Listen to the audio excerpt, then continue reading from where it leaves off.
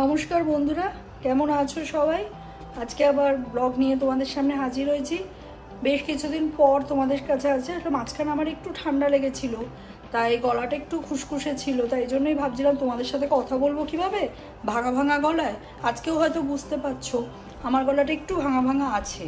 আসলে এখানে ওয়েদারটা এতটাই এবার ফ্ল্যাকচুয়েট হচ্ছে, তাই জন্য কি হচ্ছে মানে ভেতর ভেতর একটা ঠান্ডা লেগেই আছে। বাড়িতেও মোটামুটি বাকি সবার একটু একটু লেগে আছে, প্লাস ওই জন্যই তোমাদের সাথে বেশ কিছুদিন কথা বলতে পারিনি। যাই হোক, আশা করি তোমরা সবাই ভালো আছো। তা এখন তো এই তো উইকেন্ড গেল, শনি রবি, তা কেমন কাটারে সবাই উইকেন্ডে? এখন তো কলকাতায় শুনছি একটু বেশ বৃষ্টি হচ্ছে, নয় সকালে নয় বিকালে। আশা করি তোমরা সবাই একটু আরাম মানে স্বস্তির নিঃশ্বাস ফেলছো, ওয়েদারটা এনজয় করছো। কারণ যা গরমটা পড়েছিল সবাই হাঁসফাঁস হাঁসফাঁস করছিলে। বৃষ্টিটা খুব প্রয়োজন ছিল, সেটা তোমরা একটু পেয়েছো। যেন এরকমভাবেই চলতে থাকে, মানে গরম পড়ুক, যেমন গরমের সময় তো একটু গরম পড়বেই, কিন্তু যেন বৃষ্টিটাও তার সাথে সাথে মাঝে মাঝে মানে প্রকৃতি দেবতা দিয়ে দেয়, তাহলে কী হবে, বৃষ্টিটার জন্য আমরা গরম অতটা কষ্ট মানে ফিল করতে হবে না। তা যাই হোক, মানে ওয়েদারের কথা বলতে গিয়ে মনে পড়লো আমাদের এখানেও মানে তোমার আজকে তো সানডে, তা তোমার ফ্রাইডে নাইটেও এখানে নর্দার্ন লাইট দেখা গেছে। মানে ইউএসের কথা বলছি আমি। যেমন ইউরোপে মেনলি তোমার নরওয়েতে দেখা যায়, আর ইউএসের আলাস্কাতে দেখা যায়, কিন্তু মানে হঠাৎ করেই ফ্রাইডে নাইটে এটা একটু নর্দার্ন লাইট বেশ কিছু জায়গায় ইউএসএ দেখা গেছে। ঠিক আছে, অনেক জায়গায় তো বেশ ভালোভাবে বোঝা গেছে। মানে আকাশে কি বলো তো একটা কালারিং হয়ে যায়, মানে গ্রিন কালার বলতে পারো, একটা গ্রিনের একটা আভা চলে আসে, বা কোথাও কোথাও একটু লাইট বেবি পিঙ্ক কালারের একটা আভা চলে আসে। ওটা একটা ন্যাচারাল বিউটি, মানে ওটা যে হুট করেই ওটা হয়েছে, মানে ওটা আগের থেকে কোনো নিউজ যা হয় ন্যাচারাল জিনিস, তার আগের থেকে কোনো নিউজ থাকে না। তা ওটা হয়েছে ফ্রাইডে নাইটে, কিন্তু আমরা না মিস করে গেছি। এবার আমরা দেখার চেষ্টা করেছি, যেমন কালকে তোমার স্যাটারডে নাইটে বারবারই ঘুম থেকে উঠেও আমরা জানলা দিয়ে বারবার জানলা খুলে দেখছি, যদি একটু দেখতে পাই, যদি একটু দেখতে পাই। কারণ এগুলো তো মানে মানে কি বলবো, হুটহাট করে দেখা যায় না, আর এগুলো মিস করা মানে মনে হয় যেন কি একটা মিস করে গেলাম। কিন্তু কালকে দেখতে পাই না। আসলে কি হয়েছে, দুদিন ধরে বেশ ক্লাউডি ওয়েদার চলছে। তা ক্লাউড আকাশে তো মেঘের জন্য ওই জিনিসটা ঠিক পরিষ্কারভাবে দেখতে পাচ্ছি না। কিন্তু জানি না, আজকেও আরেকবার ট্রাই করব, কারণ সবে তো সন্ধ্যা হলো, অন্ধকার হলো। কারণ তোমাদের বলেইছে এখন খুব দেরিতে অন্ধকার হয় আমাদের। তা যাই হোক, এবার পরশু দিন রাতে তো কিছু বুঝিনি, কালকে রাতেও বারবার মানে এরকম হয়েছে, যতক্ষণ মানে আলো ফোটেনি ভোরবেলা আমরা বারবার ঘুম থেকে উঠে উঠে দেখছি, যদি একটু দেখতে পারতাম। তা তো কিছু বুঝতে পারিনি। আসলে কি হয়েছে, আমরা তো সিটির দিকে থাকি, সিটিতে না এগুলো ঠিক বোঝা যায় না। মানে তুমি যদি একদম একটু ফাঁকা জায়গা হয়, একদম ক্লিয়ার স্কাই হয়, তাহলেই না জিনিসটা পরিষ্কার ফিল মানে দেখা যেত। তা সেটা তো হয়নি। ঠিক আছে, আজকে একটা আরেকবার ট্রাই করবো, না তো হয়তো মিস হয়ে গেল। মানে এইসব ন্যাচারাল জিনিসগুলো না খুব একটু অদ্ভুতই লাগে ফিল করলে। যেরকম বলি, বেশ কিছুদিন আগে বেসেতে একটা ভূমিকম্প হয়েছিল, তোমাদের সাথে সেই মুহূর্তে আমার শেয়ার করা হয়নি ব্লগে। মানে হঠাৎ করেই মানে সকালবেলা মানে মানে ও মানে আমার হাজব্যান্ড অফিস করছিল, হুট করেই মনে হলো কি যেন ও দেখছে যে মানে ঘরটা না কাঁপছে, এবং সেটা না মানে একটা অদ্ভুতই ফিলিং, মানে ওরকম কাঁপুনি আমরা কোনোদিনও ফিল করিনি। তা আমার হাজব্যান্ড মনে করেছে আসলে আমাদের বাড়ির পাশেই না একটা মল তৈরি হচ্ছে, যার জন্য বুঝতেই পারছো একটা বিরাট কনস্ট্রাকশন তৈরি হচ্ছে ওখানে। তা যেটা বলছিলাম, কনস্ট্রাকশনের যে কাজটা চলছে ওটাতে কি হয় বলো তো, পাইলিং টাইলিং হয় তো, একদম ধরো নিচ থেকে মাটি তুলছে। তাতে কি হয়, অনেক সময় না আমরা একটা মানে হালকা করে হলেও একটা ধরো কম্পন ফিল করি। যা হয় বাড়ির পাশে যদি একটা বড় কনস্ট্রাকশন হয়, এ তো ছোটোখাটো কোনো বাড়ি না।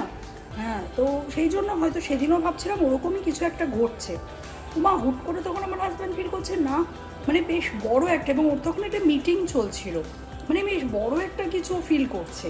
ও তখন ঘরের মানে আমাদের পিছনে টিভিটা আছে, ও টিভির দিকে তাকিয়ে দেখছে টিভিটা তো রীতিমতো বেশ নড়ছে, এবং সেইটা দেখলে পরিষ্কার বোঝা যাচ্ছে যে একটা ভূমিকম্পই হচ্ছে। মানে টিভি তো মানে ও ভয় পেয়ে গেছে, যেন টিভিই পড়ে যাবে এরকম একটা। আর আমি না পাশের বেডরুমে ছিলাম। ঠিক আছে, আমারও মনে হচ্ছে যেন মনে হচ্ছে যেন মানে আমাকে কেউ দোলাচ্ছে, এরকম একটা যেন ফিল হচ্ছে মেয়ের। এবার মানে তখন না মানে আমার মেয়েরও একটা স্প্রিং ভ্যাকেশন চলছিল, ওই জন্য মেয়েও তখন বাড়িতেই ছিল। মেয়েও বলছে মানে মামাম যে কীরকম একটা মানে দোলনি, মানে মনে হচ্ছে আমাদের কেউ দোলনায় দোলাচ্ছে। মানে এরকম ছোটোবেলা থেকে অনেকবারই শুনেছি ভূমিকম্প হচ্ছে, কিন্তু এতটাই কম হয়েছে যে আমরা কোনোদিনও ফিল করিনি, কিন্তু এবারেরটা বেশ ফিল করেছি।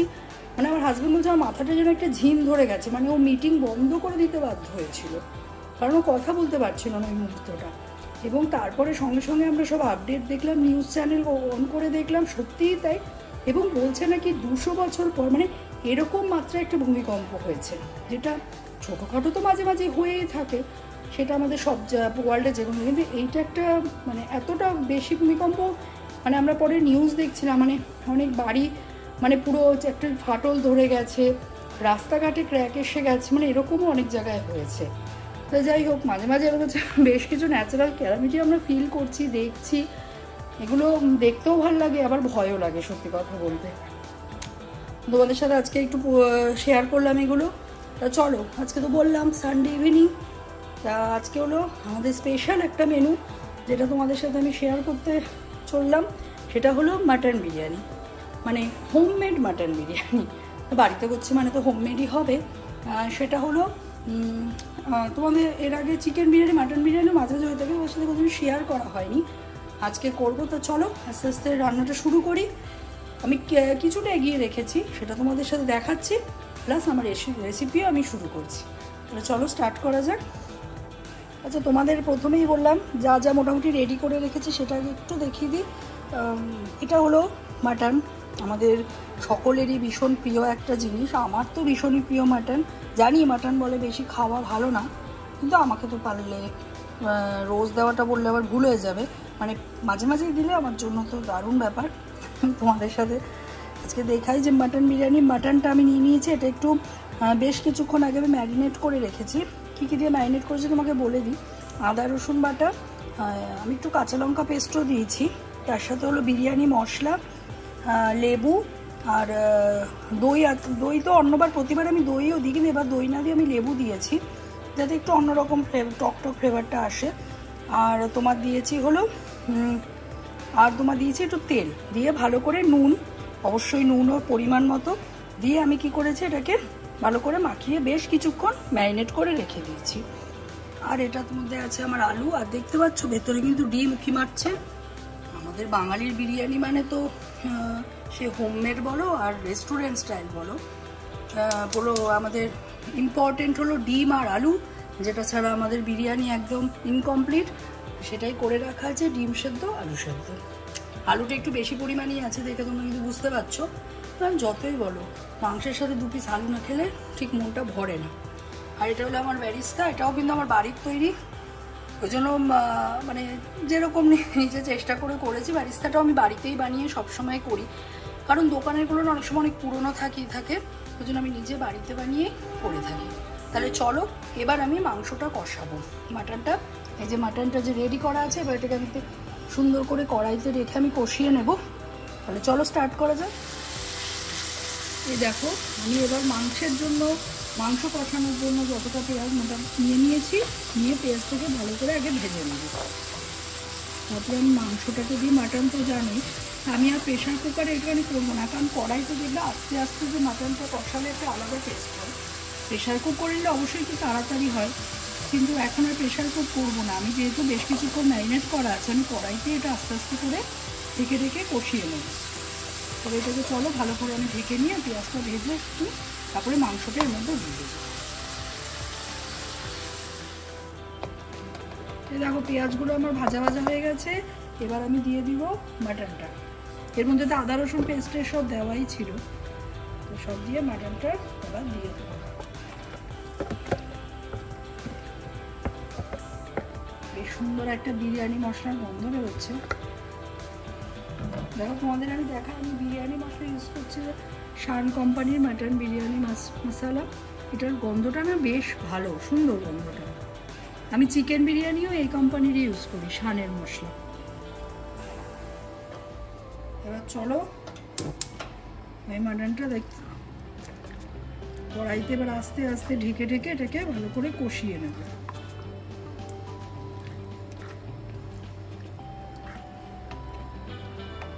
বিরিয়ানি তোমাদের কার ফেভারিট? আমার তো ভীষণই ফেভারিট, মানে খুব যে বলবো না যে 2 দিন বাদেই ভালো লাগে, কিন্তু যখন অনেক দিন বাদে খাই তখন বেশ ভালো লাগে বিরিয়ানি। আর মাটন বিরিয়ানি হলে তো কথাই নেই।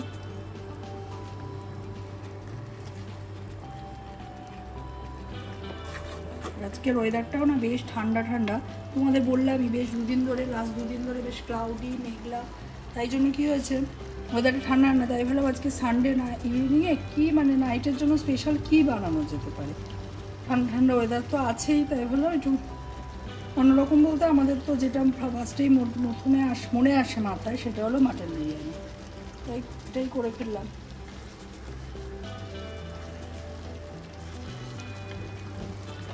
চলো তাহলে এটাকে ঢেকে একদম সুন্দর করে এটাকে কষিয়ে নিই।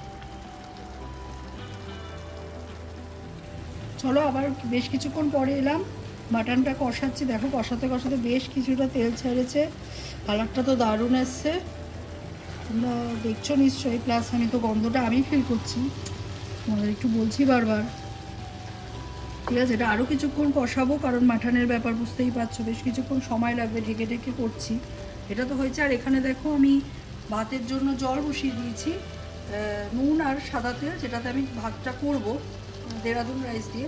তাকে নুন আর সাদা তেল দিয়ে এটা ঢেকে দেবো, দিয়ে কী হবে জলটা ফুটলে তারপরে আমি চালটা দেবো। আর এখানে দেখো আমি বিরিয়ানি চালে যে ভাতের মধ্যে যে মশলাগুলো আমি দিব সেইটা আমি এক জায়গায় করে নিয়েছি, তোমাদের একটু দেখিয়ে দিই। আমি তেজপাতা নিয়ে নিয়েছি, বেশ কিছুটা মৌরি, কারণ বিরিয়ানিতে না দেবে মৌরির গন্ধটা বেশ ভালো লাগে, মৌরি দেবো। আর হলো তোমার জয়িত্রী, আর হলো তোমার বড় দুটো এলাচ নিয়ে নিয়েছি, ছোটো এলাচ, আর আমাদের লবঙ্গ, দারচিনি। এটা আমি ভাতের মধ্যে দিয়ে ভাতটা বানিয়ে নেব। তাহলে চলো ভাতটা এবার চালটা ধুয়ে জলটা ফুটলে আমি দিয়ে দেবো। আগে ভাতের জলটা ঢেকে দিই আর মাংসটাও ঢেকে দিই, তোমাদের দেখানোর জন্য একটু আমি ঢাকনাটা খুললাম, প্লাস আর একটু নাড়িয়েও দিলাম মাংসটা। চলো দিয়ে নিই, তারপর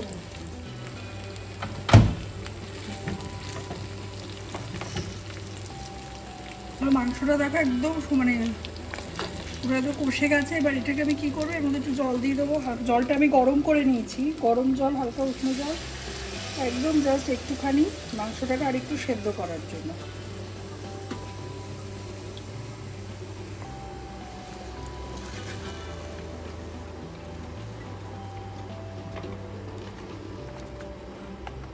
এবার এটাকে ঢেকে দেবো, দিয়ে মাংসটা কী হবে সেদ্ধ হবে। তাহলে কী হবে, পুরো ড্রাই করবো না, একটু ঝোল ঝোল তো রাখতেই হবে, কারণ মাংসটা যখন নিচে দেবো না তোমার ভাপের সময় ওই সময় লেগে যেতে পারে, জন্য একটু যা ঝোলা ঝোল মানে ঝোল ঝোল গ্রেভি রাখবো, রেখে এটাকে ভালো করে সেদ্ধ করে নেবো। তো চলো ঢেকে দিই মাটনটাকে। দেখো তোমাদের না বিরিয়ানি মশলাগুলো দেখালাম, ওর মধ্যে না একটা জিনিস আমি ইম্পর্টেন্ট জিনিস ভুলেই গেছি, সেটা হলো এই যে গোলমরিচ। তা সেটা দিয়ে দেবো। তা আমি তো এমনি একটা পুটুলি করে জলে দিয়েছি, তাই এবার এটা আমি ডাইরেক্ট জলেই দিয়ে দেবো। দেখো চালটা আমি দিয়ে দিয়েছি, আর এই গোলমরিচগুলো জলের মধ্যে দিয়ে দেবো। কী হবে ভাতের জল হতে হতে এটা ফুটে সে ফ্লেভারটা চলে। আর এখানে দেখো আমি দুধ বসিয়েছি। তোমরা তো ভাবছো দুধটা কিসের, আসলে আমি যে বিরিয়ানির যে কালারটার জন্য যে কালারটা ইউজ করি সেটা আমি দুধের মধ্যে মিশিয়ে দিই, আর তার সাথে আমি মেশাবো হলো কেওড়া ওয়াটার, আর হলো দেখো এর দুধের সাথে দুধটা একটু ফুটতে দিয়েছি, এটা হালকা করে ফুটলে দেখো এর সাথে আমি মেশাবো হলো কেওড়া ওয়াটার। এখানে স্বাদ কোম্পানি কেওড়া ওয়াটার এটাই আমি ইউজ করে থাকি, এইটা দেবো। এটা আমি ডাইরেক্ট দেওয়াচ্ছি কি হয় দুধের সাথে মিশিয়ে আমি এটা বিরিয়ানির মধ্যে দিই। আর এটা হলো গোলাপ জল, আর এই হলো কালার, ফুড কালার যেটা বলো সেটাই যে এখানে রেডি রাখলাম, এটা দুধের মধ্যে দিয়ে দেবো। আসলে আমি ইন্ডিয়া থেকে আসার সময় কেসার নিয়ে এসেছিলাম, জাফরান যেটা, কিন্তু সেটা না শেষ হয়ে গেছে, তো আপাতত আমি ফুড কালারটা ইউজ করছি, এবং এটা তো বেশ ভালো কালার আসে, তোমরা পরে দেখতেই পাবে সেটা। এবার এগুলোই দুধের মধ্যে দিয়ে দেবো। এই দেখো সব মিক্স আপ করে দিয়েছি, দিয়ে এটা একদম পুরো মিশিয়ে আমি দুধটাকে পুরো রেডি করে নিলাম। এর মধ্যে দিয়েছি কেওড়া ওয়াটার, রোজ ওয়াটার, আর হলো ফুড কালার। দেখো কালারটা কি দারুণ এসছে না। এবার এইটা আমার যতক্ষণ এগুলো রেডি হবে ঠান্ডা হয়ে যাবে, তারপরে এটা যখন আমি বিরিয়ানির এটা রেডি করব তখন এটা আস্তে আস্তে করে এর উপর ছড়িয়ে দেবো। দেখো আমার সব কিছু মানে সব রেডি। এবার হলো লাস্ট যে স্টেপ সেটা হলো দেখো ভাত রেডি, ওদিকে তো ডিম আলু আগেই দেখেছি তোমাদের, মাটন রেডি। এবার আমি কি করব, এটাকে লাস্ট যে স্টেপ সেটাতে যাব। এই যে আমার কড়াই রেডি, এর মধ্যে আমি একটু আগে সবার ফার্স্ট যেটা করব ঘি মাখিয়ে নেব। হাত দিয়েই মাখাতে হবে, কারণ কড়াইটা তো মানে পুরো হাত দিয়ে মাখালেই ভালো হয়। একদম চারিদিকটা মাখিয়ে নেবো। তাতে কী হবে যে ঘিয়ের যে গন্ধটা প্লাস যে লেগে যাওয়ার চান্সটা থাকবে না, প্লাস যে ঘিয়ের ফ্লেভারটাও এর মধ্যে ঢুকে যাবে। আমি ব্রাশও ইউজ করতে পারতাম, কিন্তু আমি হাতটাই ইউজ করছি, কারণ হাত দিয়ে যতই বলো আমাদের একটু হাত দিয়ে কাজ মানে একটু না মাখিয়ে নিলে ঠিক বুঝতেই পারছো, ব্রাশের চেয়ে নিজের হাতটাই প্রেফারিং মনে হলো, তাই করলাম। দেখো এটাকে পুরো সুন্দর করে একদম ঘি দিয়ে পুরো মাখিয়ে নিলাম জিনিসটা। এবার আমি এর মধ্যে দিয়ে দেবো মাংসের মানে মাটনটা, আর আলু ডিম দিয়ে আমি নিচের লেয়ারিংটা করবো। দেখো এর মধ্যে আমি এবার মাটনটা দিয়ে দিচ্ছি।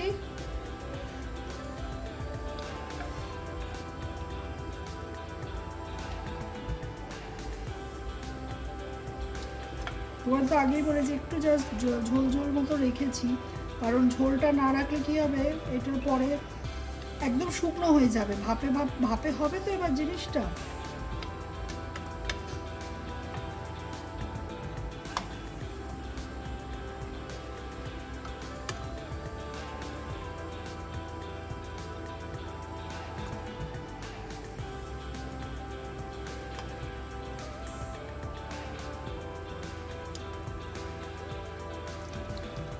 দেখো উপর দিয়ে আমি ঝোলটা যেটা গ্রেভি রেখেছি সেটা আমি হালকা করে ছড়িয়ে দিচ্ছি।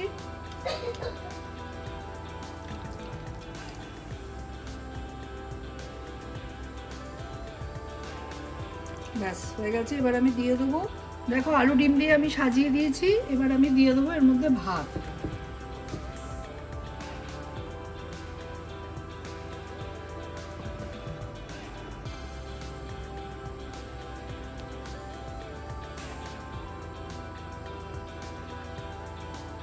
দেখো ভাতের লেয়ারিংটা করে নিচ্ছি।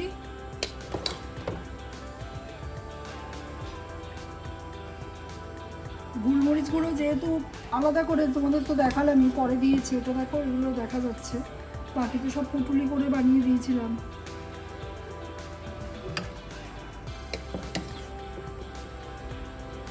আচ্ছা এরপরে দেবো আমি, এরপরে আমি দিয়ে দেবো এর উপরে বেরিস্তা।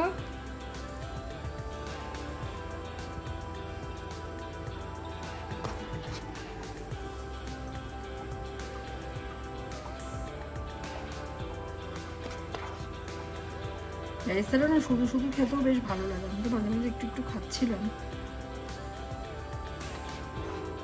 আচ্ছা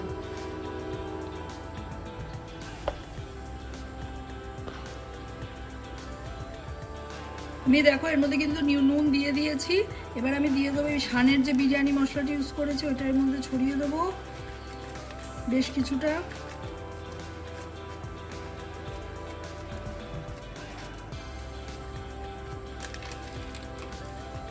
এরপরে দিয়ে দেবো আমি ঘি,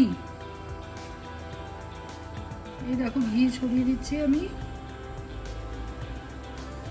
বিরিয়ানিতে তো ঘি একটু মাস্ট, ঘিয়ের গন্ধটা বেশ ভালোই লাগে।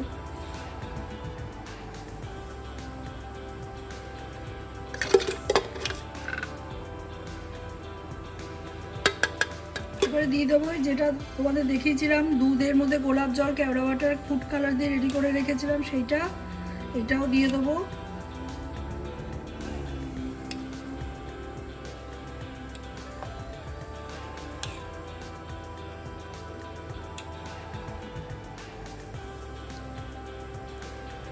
দেখছো কালারটা কিন্তু দারুণ লাগছে।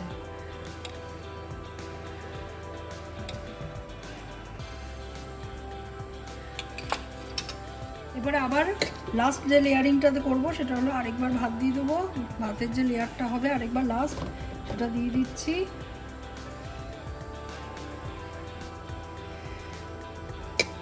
দেখো ভাতটা ভীষণ ঝরঝরে, কারণ এখানে না ভাতটা ভীষণ খেয়াল রেখে করতে হয়, কারণ একটু যদি মানে নরম হয়ে যায় ব্যাস বিরিয়ানি পুরো শেষ। একদম ঝরঝরে করে ভাতটাকে নামাতে হবে।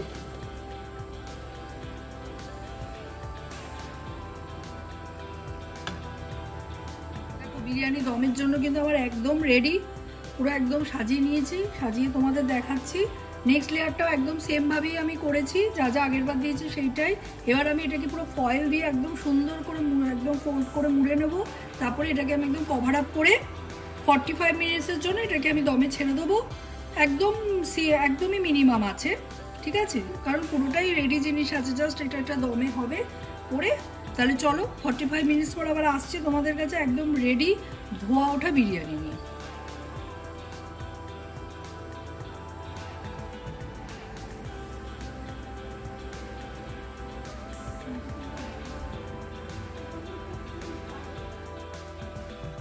দেখো বিরিয়ানি রেডি, ফয়েলটা এবার তুলে দেখবো। দেখো একদম সুন্দর বিরিয়ানি ধোয়া বেরোচ্ছে। এবার এটাকে কি করবো, আমি থালায় সার্ভ করে, প্লেটে সার্ভ করে তোমাদের দেখাচ্ছি। এই দেখো, আর আমার স্যালাডও কেটে রেডি। বিরিয়ানির সাথে একটু স্যালাড না থাকলে ভালো লাগে না, তাই একটু স্যালাডও নিয়ে নিয়েছি। এবার বিরিয়ানিটাকে আমি প্লেটে সার্ভ করে নিচ্ছি। দারুণ একটা গন্ধ বেরোচ্ছে, ছবিটা তুলে নিই।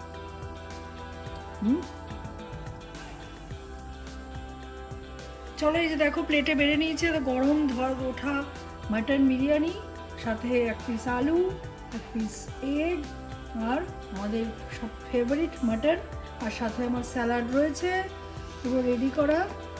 এই যে স্যালাড, এখান থেকে স্যালাড নিয়ে নেবো। একটা লেমন রেখেছি পিস, যার লেমন খেতে ইচ্ছে করবে নিয়ে নেবে। তাহলে চলো এবার খাবারটা শুরু করা যাক। মানে গন্ধ তো দারুণ বেরিয়েছে, এবার খেয়ে দেখি কীরকম হয়। তো আজকে তোমাদের সাথে রেসিপিটা শেয়ার করলাম। জানিও তোমাদের যে মানে রেসিপিটা কীরকম লাগলো। তোমরাও নিশ্চয়ই বাড়িতে তো সবাই বিরিয়ানি করেই থাকো, আমাকে কিন্তু অবশ্যই কমেন্ট করে জানিও যে কীরকম লাগলো তোমাদের ব্লগটা। তোমাদের কমেন্টের অপেক্ষায় রইলাম। প্লিজ ভিডিওটাকে একটু সাবস্ক্রাইব করে দিও, আর লাইক কমেন্ট শেয়ার অবশ্যই করে দিও। তোমাদের সাবস্ক্রাইব করার মানে করবে সেটা আমি অপেক্ষায় রইলাম। আজকের মতো এখানে শেষ করি। সানডে নাইটটা বিরিয়ানি দিয়ে সেলিব্রেট করলাম, তোমাদের সাথেও ভিডিওটা শেয়ার করলাম। তাহলে সবাই ভালো থেকো, সুস্থ থেকো, আর অবশ্যই করে ভিডিওটা সাবস্ক্রাইব করে দিও। তাহলে চলো, টাটা, ভালো থেকো।